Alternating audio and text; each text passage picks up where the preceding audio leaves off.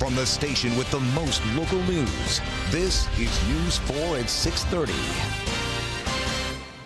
Right now on News 4 at 6:30, a new state proposal could mean a serious pay cut for servers and bartenders. An economist lays out the pros and the cons.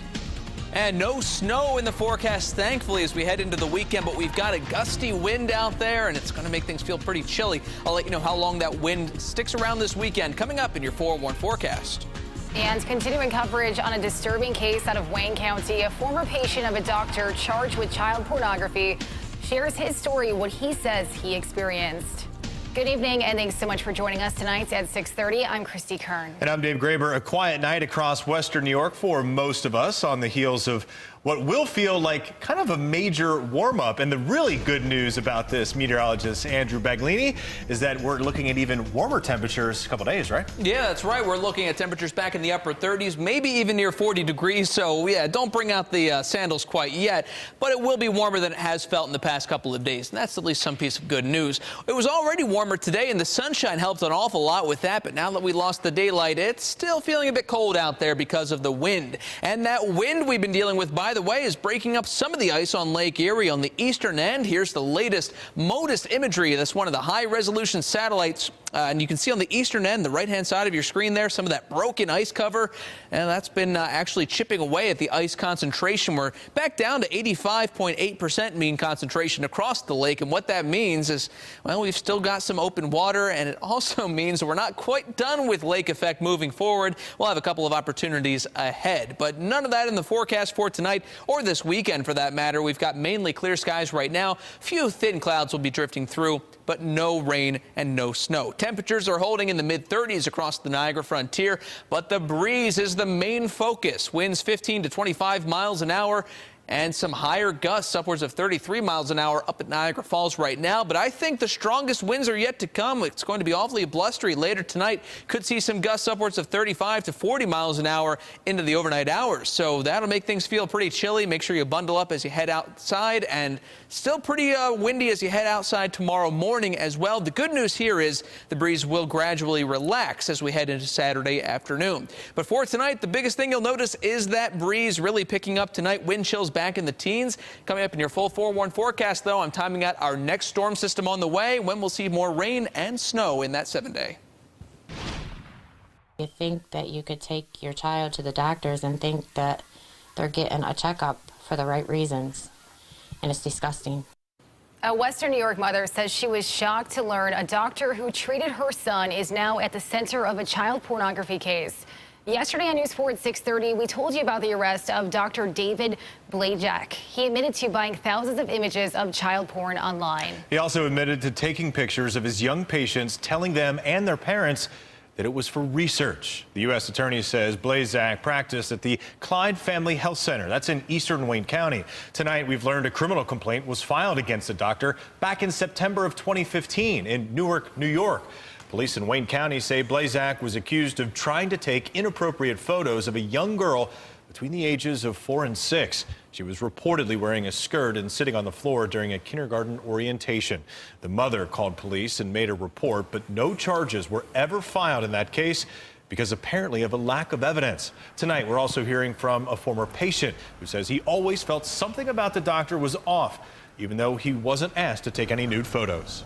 Like the way he was touching me kind of on the physicals and stuff, so I told my mom that he was weird and stuff. I didn't go back after that.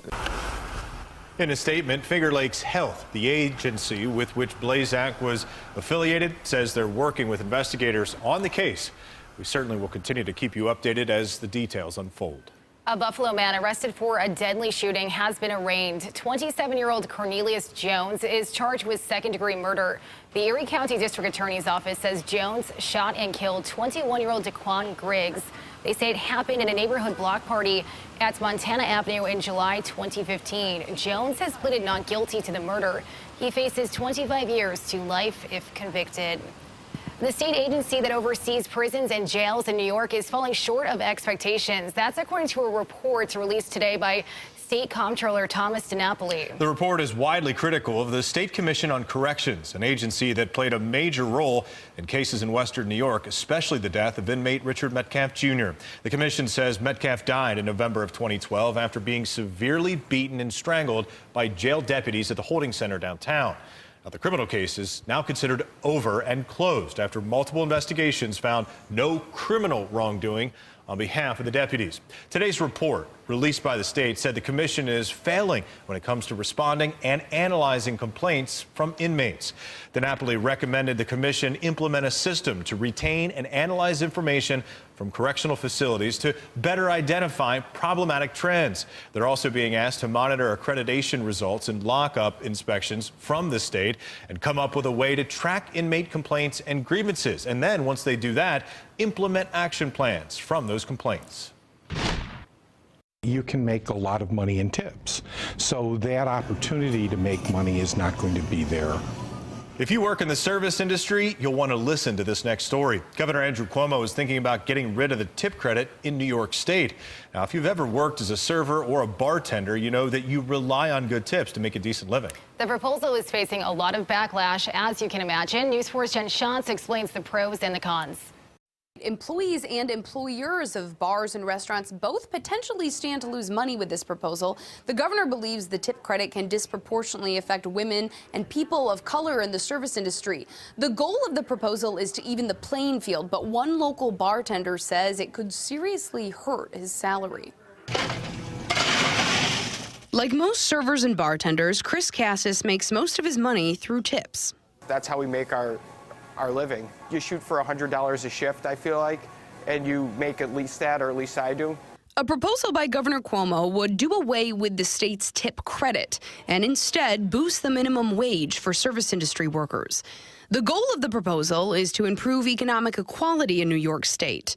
Economist at Buffalo State, Fred Floss, says the proposal does provide a safety net for workers. The risk of having a bad night and getting no tips and therefore making way less than minimum wage go away. It does put the risk then on the employer, the restaurant, the bar. Floss believes servers and bartenders in small towns or rural areas may stand to benefit more from the elimination of the tip credit. Those who regularly work busy nights and land big tips, like Cassis, could stand to lose money if patrons stopped tipping. I probably have to move back in with my parents. Right now, a server or bartender in Western New York makes $7.50 an hour.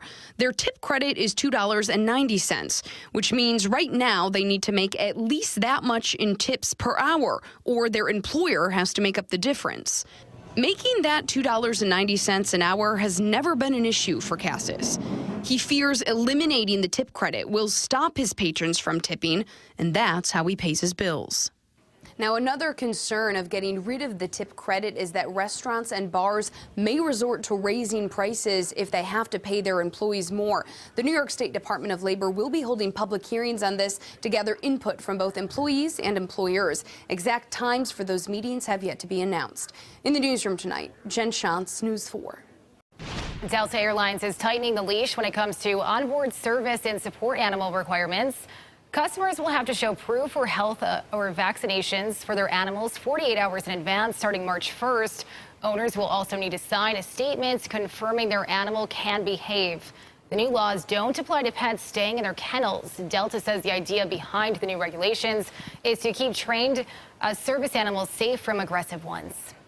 If you plan on traveling out of the country and are in need of a passport, 2 Buffalo post offices are hosting events this weekend to make it a little bit easier for you to apply. Tomorrow from 9 in the morning until 1 in the afternoon, you can apply at the Amherst branch at North Bailey Avenue.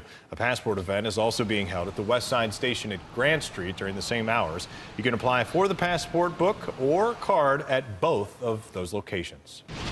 Well, so to come on News 4 at 6:30, the clock is ticking. The final push is being made to stop a government shutdown. We're now less than 6 hours away.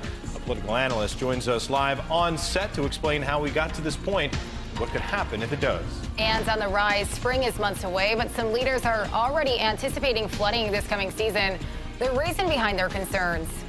And it's a dry night across western New York, but a very breezy one for sure. We've got some strong wind gusts on tap tonight. I'll let you know how long that wind lasts into the weekend. Coming up in your 4-1 forecast.